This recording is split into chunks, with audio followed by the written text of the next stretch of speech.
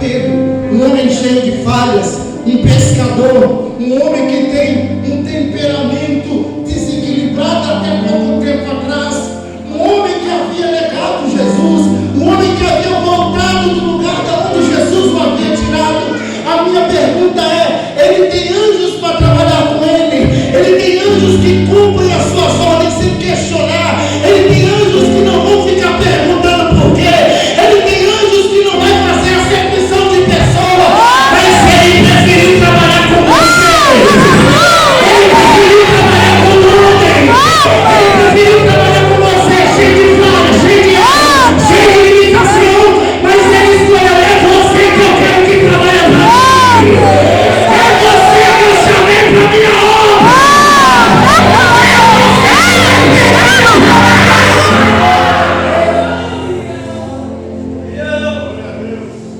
Significa que eu e você estamos incluídos nos planos de Deus. Eu e você estamos colocados nos planos de Deus. Significa que Deus conta comigo e com você. Aleluia, Jesus. Deus conta com a sua igreja. Deus conta para o seu povo. O que está em jogo aqui não são os adjetivos. O que está em jogo aqui é a vontade de quem quer te usar. Você pode até me dizer: Felipe, mas tem gente muito melhor do que eu. Tem gente muito mais qualificada que eu. Verdade. Só que a questão é que você não entendeu o propósito. É que não existe ferramenta ruim na mão do Espírito Santo. É que não existe arma ruim na mão do Espírito Santo. Deixa eu te dizer uma coisa, para você entender o que eu estou dizendo. Não existe ferramenta ruim. Existem pessoas que manuseiam a ferramenta errada. Se alguém se machucar com o martelo, é o martelo que é ruim ou é quem está manuseando o martelo? Quem está manuseando. Se alguém se machuca com o serrote, é o serrote que é ruim ou quem está usando o serrote? Quem está usando o serrote. Agora entenda, só que com o Espírito Santo a coisa muda. Com o Espírito Santo a conversa é diferente. As ferramentas são ruins, mas ele sabe usar. As ferramentas têm defeito, mas ele sabe trabalhar. As ferramentas têm limitação, mas ele sabe extrair melhor que você.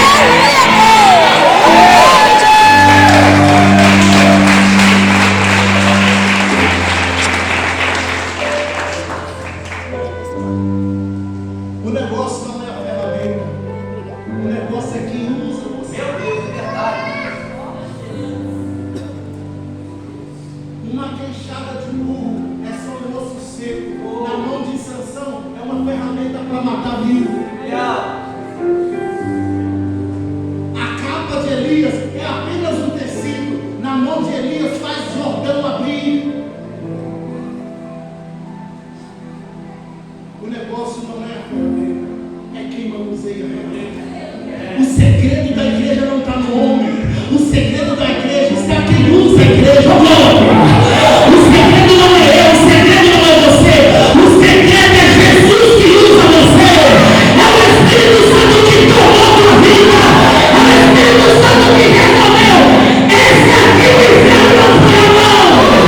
Esse aqui o mundo não vai estragar. Esse aqui é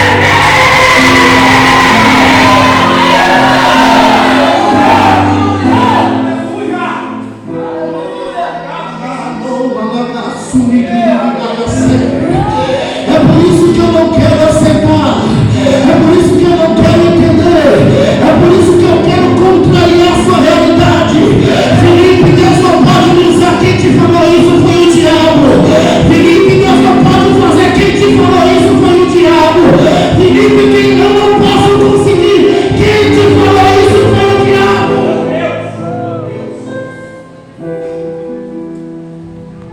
Porque Jesus, de um pescador de peixe, fez uma pessoa se tornar pescador de homem. Meu Deus!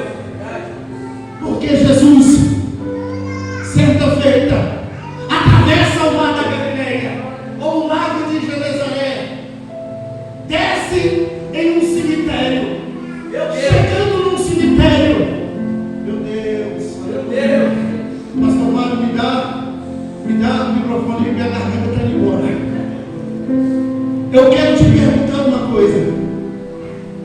Quem aqui vai procurar servo para trabalhar no seu reino em um cemitério? Quando você abre uma empresa, você vai e fala assim, envia esses anúncios de vagas abertas lá no cemitério de Ribeirão das Neves. Quando você vai evangelizar, você passa perto de algum cemitério, você passa perto de alguma sepultura. Para mim e para você, não tem como trabalhar com essa realidade, mas para Jesus tem, oh glória! Para Jesus tem um negócio no meu lugar. O negócio é quem chegou no lugar. É o cemitério, é a sepultura, é a sepultura. Mas quando Jesus chegou, Jesus transformou o homem, Jesus libertou o homem, Jesus transformou o homem de ganhar.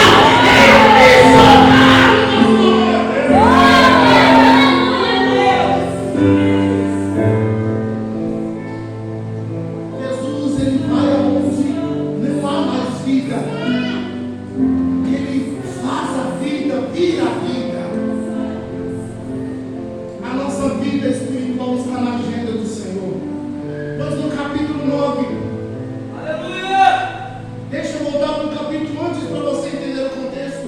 No capítulo 9, Pedro tinha ministrado a cura na vida de um paralítico chamado Enéas. O paralítico passou a andar. Em seguida ele ministra a vida sobre a vida de Dorcas. E Dorcas ressuscita dentre os mortos. Agora eu posso imaginar Pedro falando com o Espírito Santo. Qual que é a próxima agenda? Qual que é o próximo milagre? Aonde é que o Senhor vai me enviar? Aonde é que o Senhor vai fazer agora? Qual que é o próximo passo na agenda do céu? Eu imagino Jesus falando com Pedro. Agora não é cura, agora não é libertação, agora não é ressurreição, agora não é nada disso que você está pensando, Pedro. É o que é? A próxima agenda agora é manifestação da minha glória. Agora vai ser batismo do Espírito Santo. Agora vai ser renovo da minha parte. Agora vai ser luz se manifestando. Agora vai ser a minha.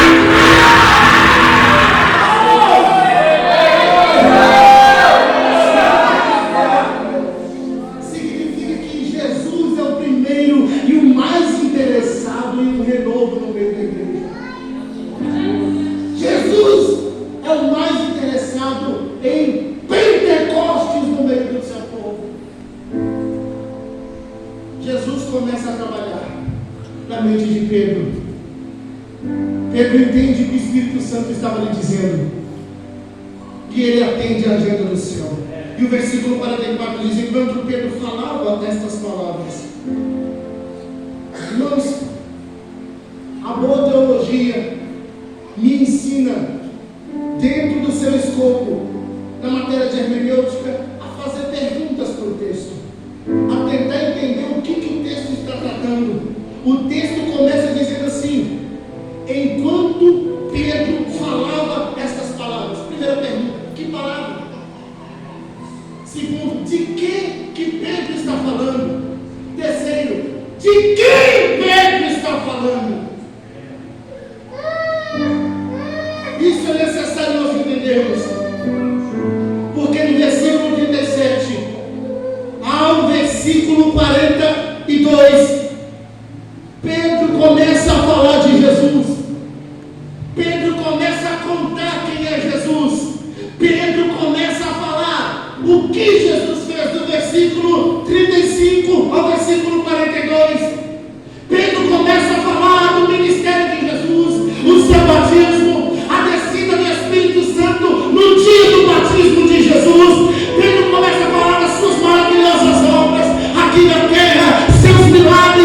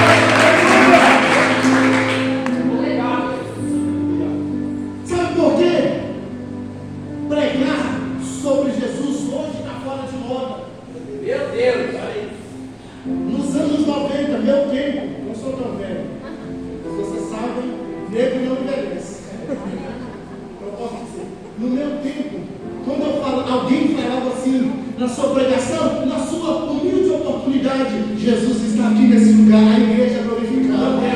Quando você falava assim, Jesus morreu, a igreja glorificada. Quando você falava assim, Jesus foi crucificado, a igreja era batizada com o Espírito Santo. Quando você falava, Jesus ressuscitou, os demônios endemoniados eram libertos. Quando você falava, ele está sentado no trono de glória, a igreja era tomada de poder. Por quê? Oh, meu Deus. Por que se mudou hoje? Porque pregar sobre Jesus não é mais interessante. Olha aí, meu Deus. Falar sobre Jesus no meio da igreja não é mais interessante. Por quê? Porque toda vez que eu falo de Jesus, eu tenho que lembrar que Ele morreu por mim. Eu tenho que lembrar que eu tenho uma dívida impagável com Ele. Eu tenho que lembrar que o que levou Jesus para a cruz não foi a sua própria vontade, foi o meu e o teu pecado. Quando eu falo de Jesus, eu tenho que lembrar que eu vivia uma vida condenada, mas por amor de Deus, Ele me salvou. E o mais interessado em não ouvir sobre Jesus no meio da igreja é o diabo. Porque quando eu falo de Jesus, eu sou obrigado a falar que Jesus cura. Quando eu falo de Jesus, eu sou obrigado a falar que Jesus liberta, e liberta mesmo, glória. Quando eu falo de Jesus, eu sou obrigado a falar que Jesus renova mesmo. Quando eu falo de Jesus, eu sou obrigado a falar que Jesus transforma mesmo.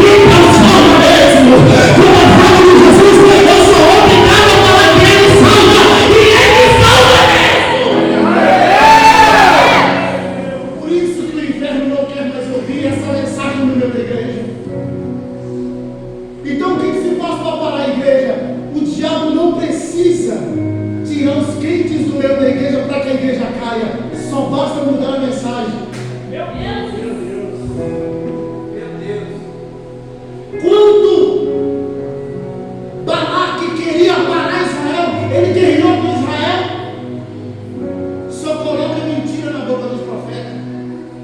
É só fazer o profeta profetizar aquilo que Deus não quer que ele fale, aquilo que Deus quer que ele fale. Muda isso. O que o inimigo tem feito hoje com os nossos pregadores, com a nossa igreja, com a igreja de Jesus, é deturpa a mensagem. Se eu deturpo a mensagem, deturpo os efeitos. Se eu deturpo o efeito, não haverá transformação. Por isso eu quero te dar um conselho, como um cristão já antigo.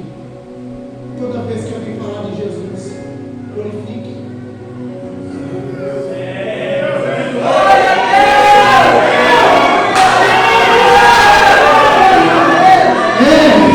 É difícil glorificar só falando. Mas você só falando de Jesus por quê? Você só falando de Jesus cura por quê? Você só falando de batismo por quê? Você só falando de batismo do Espírito Santo por quê? Querido, se não é Jesus, não tem conversa. Se não é Jesus, não tem nada. Se não é Jesus, a igreja não sobe.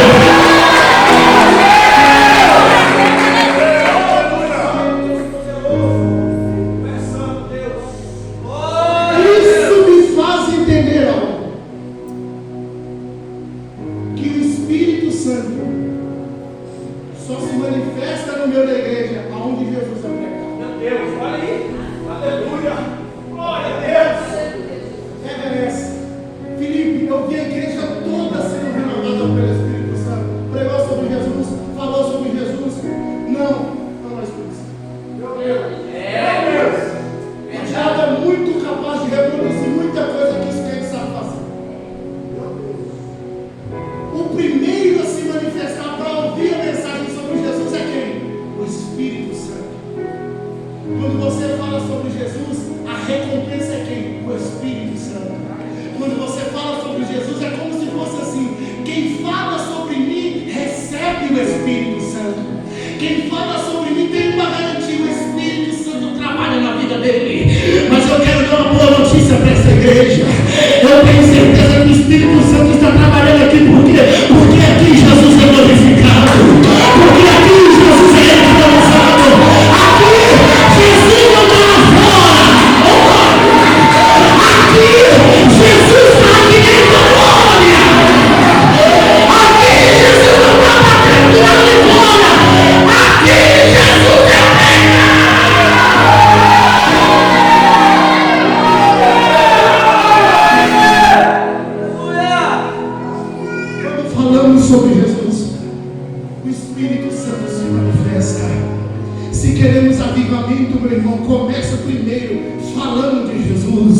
Se você quer renovo, começa primeiro falando de Jesus. O próprio Jesus disse: e quando o Consolador vier, ele vai falar de quê? De você?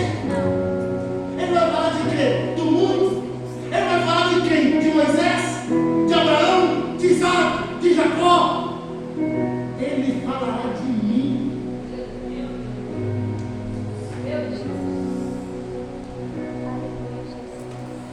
Quando o Espírito Santo vem, ele vem para apontar você para Jesus. O Espírito Santo é aquele que te toma pela mão e fala: está vendo aquela cruz? Jesus morreu nela por você. Eu estou aqui para testemunhar que Ele deu a sua vida por você. E quando você crê, Ele então age. Então eu vou me manifestar. Eu derramar a minha glória. Quando Jesus é pregado. Segundo, aonde Jesus é pregado, o Espírito Santo tem liberdade. Meu Deus! No final do texto diz assim: estando Pedro ainda falando estas palavras, caiu sobre todos os que ouviam a mensagem. Aleluia! Tem um outro problema aqui, Daniel. Qual o problema? O Espírito Santo, ele só vem aqui ouve a... Meu Deus! Significa que essa turma que gosta de fazer cochilo